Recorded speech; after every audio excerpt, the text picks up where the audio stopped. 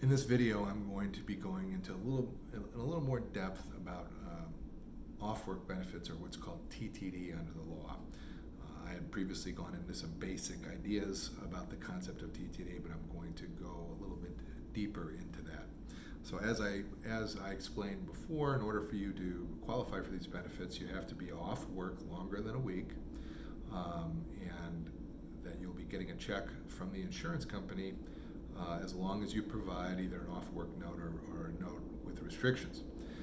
Now, keep in mind that even though the law does not say that you have to go back to work within your restrictions, if your employer offers it to you, unfortunately, even though the law doesn't say that, the courts have interpreted the law that in such a way that they feel that your employer has a right to bring you back to work in what we call a light duty capacity.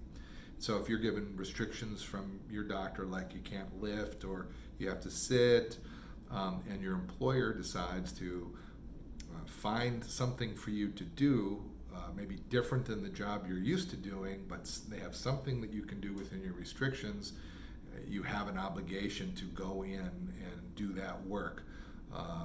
And you will not receive off-work benefits if they've made an offer to you and you do not come in and do that work.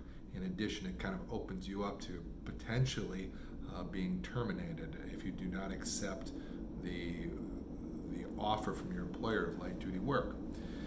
And there's been some changes in the law recently that your employer can also send you to an outside job. Usually it's some kind of a charitable institution, some kind of charity work, as long as it's within your restrictions.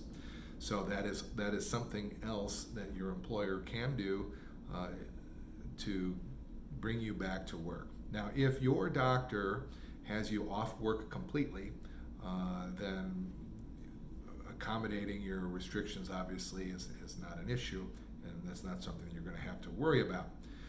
But do keep in mind that even if you're off work temporarily, you may at some point be returned to work.